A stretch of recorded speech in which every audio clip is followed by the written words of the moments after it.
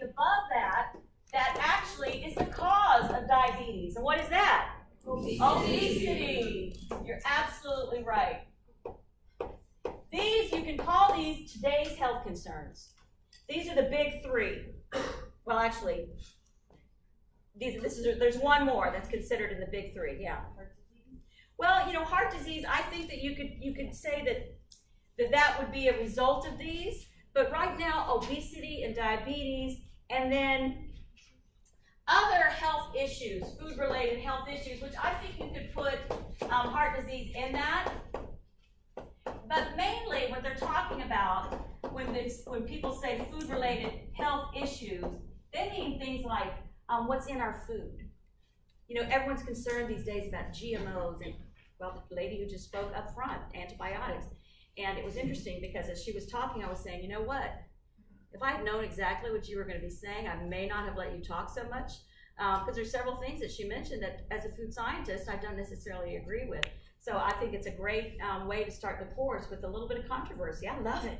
Berkeley's famous for it, right? I hope that y'all are still doing it. I don't want y'all to be, little, people I can push around.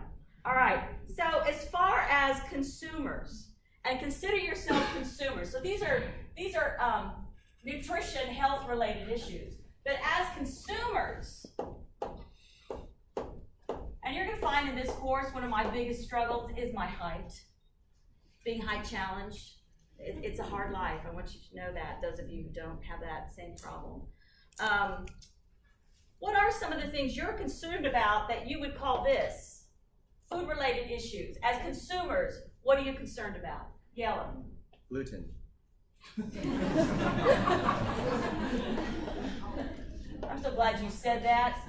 You're going to learn in this course that gluten, if we didn't have gluten, we would not have dough. That gluten is naturally made by Native American. When you pound corn, you make gluten. When you denature a protein and destroy it and it reforms when you add water, you are making gluten. Done. It's called food processing, and it's been done for over 4,000 years. Other questions? Other concerns? Preservatives.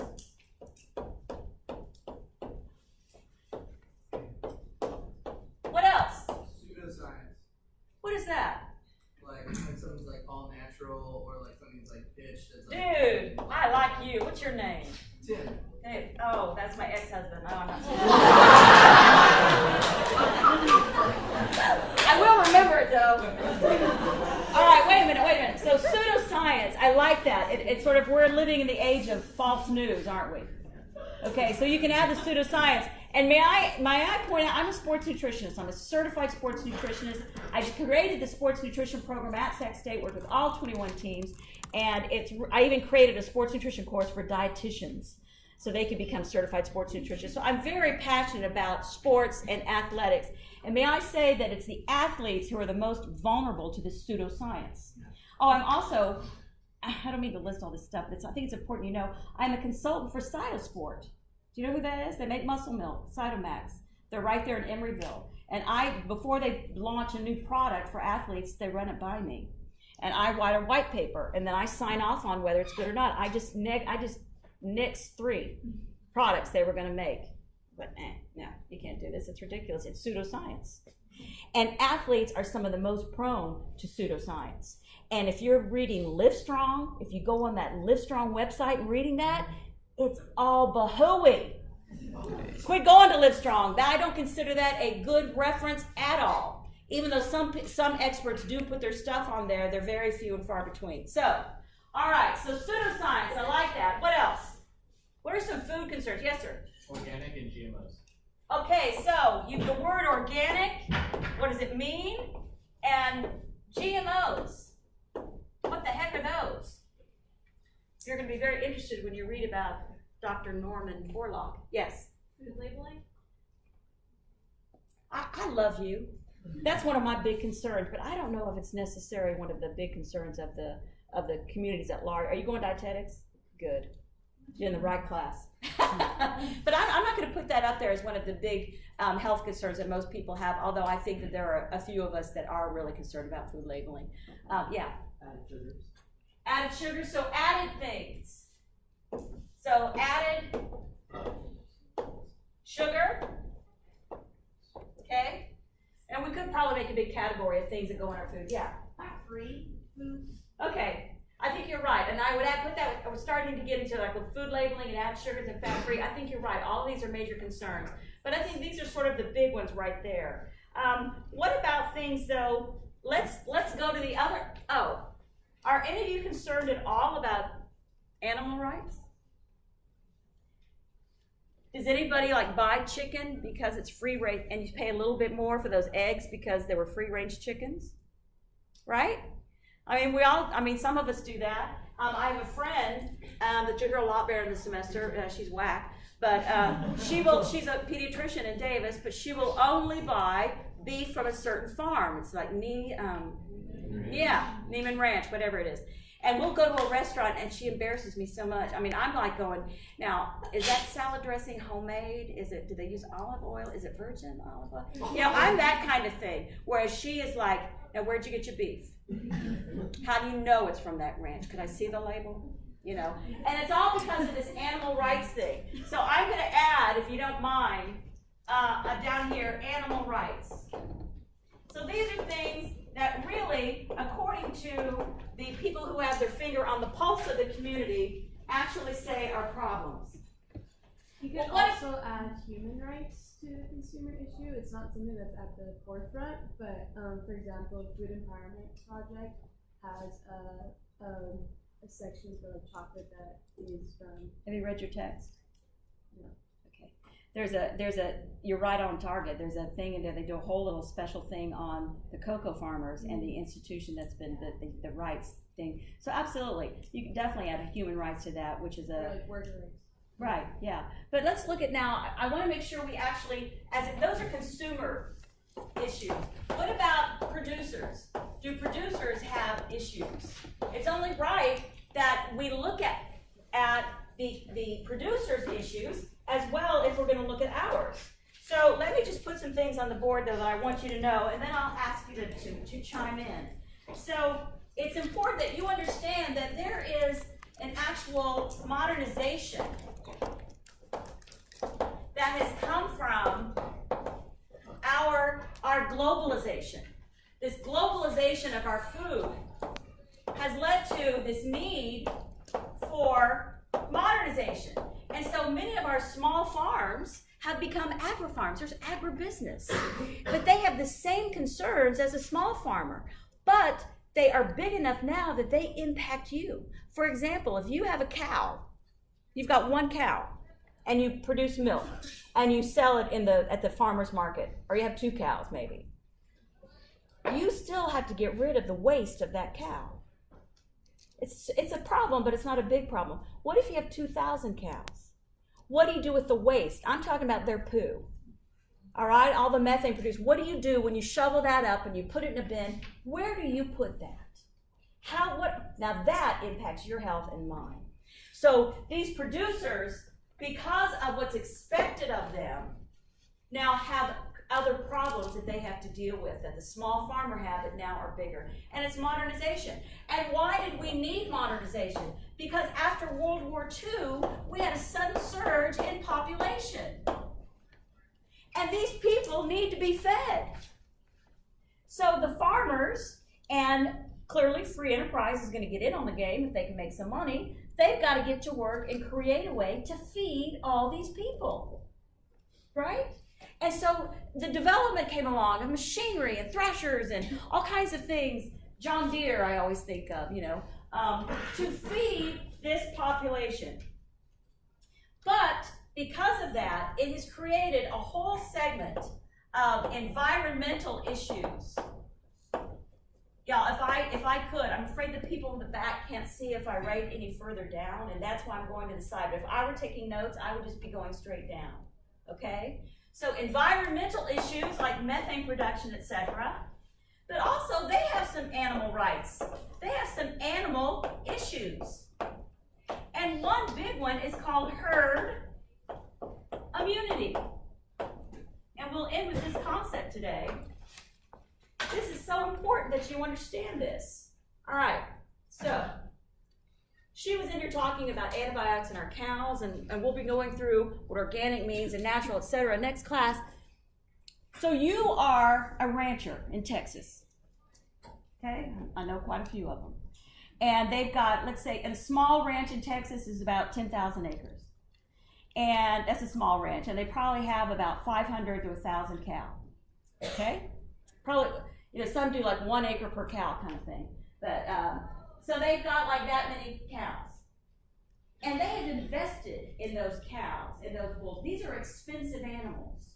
They're responsible for the feeding and the care of these animals. Why? Because you're eating beef. You guys are the ones going to McDonald's, not me. So let's not get down the cows or the ranchers. All right, so they're raising these cows. One gets sick. But, it's not like you say, well, cow, go wash your hands, honey. Good coughing won't be good. Don't lick that person next to you. I mean, I hope y'all aren't looking at people next to you, but the cows do that. And one cow gets sick, and it can wipe out half the herd. Well, this rancher now has just lost half their investment, and they could go bankrupt. This can happen over and over again. And that's why these antibiotics that are given to you when you get an infection are given to cows. It's not to somehow make it into your bloodstream and impact you. As a matter of fact, being an Aggie, Texas A&M, and I'm a double Aggie, UC Davis, where I got my doctorate, there's a lot of research done on animals.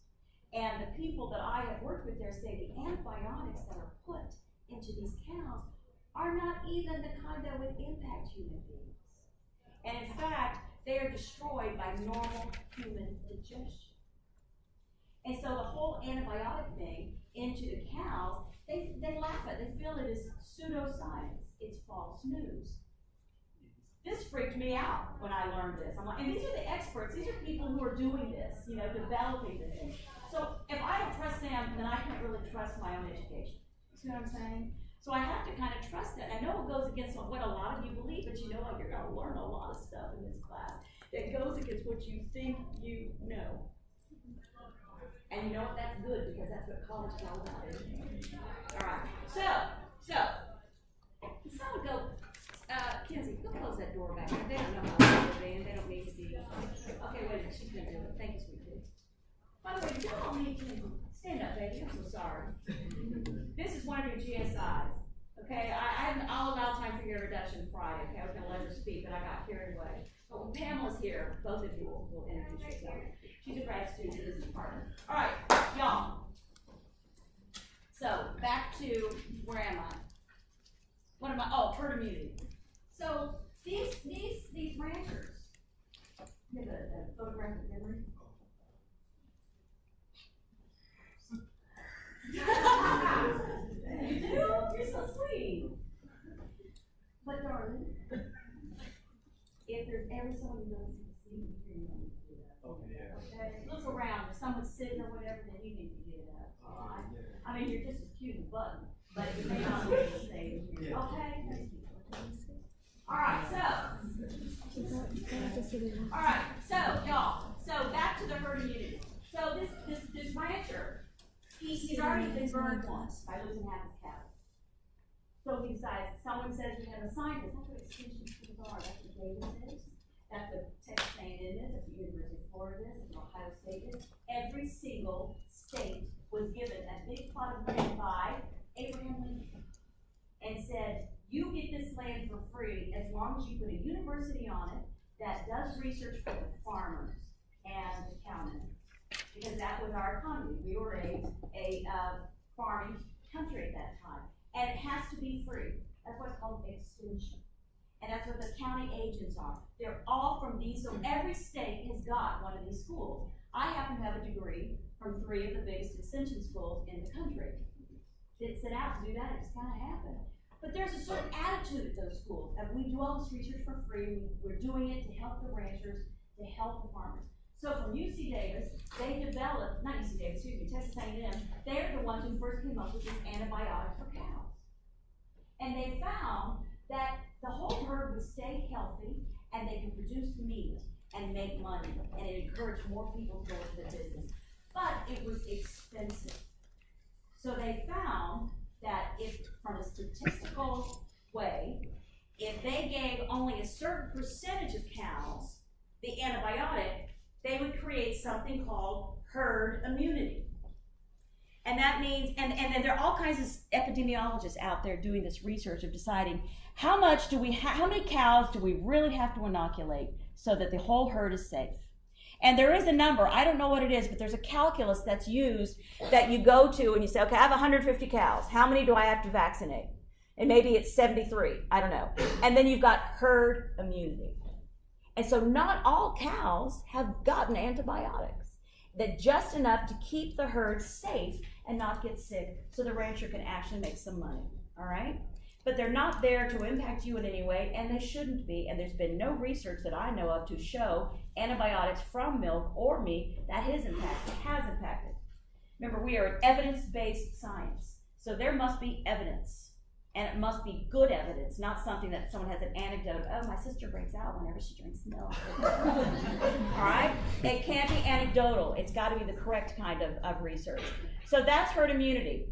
And I wanted to close with this because what is happening across the United States today, in other words, all of you who were inoculated have created a herd immunity for your peers. And the people who chose not to be inoculated, or their parents chose not to have inoculated, they have benefited from this herd immunity for years. And now that there are more people, and I need to say this in Berkeley, California, and really I should go to Santa Cruz and give a lecture there, for people not inoculating their children, their herd immunity is no longer in action. Because so many people chose not to inoculate their children. This drives my daughter crazy, the one who's a physician in Vallejo. It's like, Mom, people are just so, it's not that they're dumb, it's just they're really ignorant of the facts of inoculation and vaccinations have saved so many lives, it's not even funny. She goes, if they're trying to cull the population and get more people to die out early, then no inoculations is a way to go. If that's what you're trying to do, is to get rid of, people. But if we want herd immunity and immunity to tuberculosis, that's the number one thing that's coming back. It used to be, we didn't see it in this country. It's now almost an epidemic proportions because people aren't getting their TB vaccinations. Herd immunity no longer exists.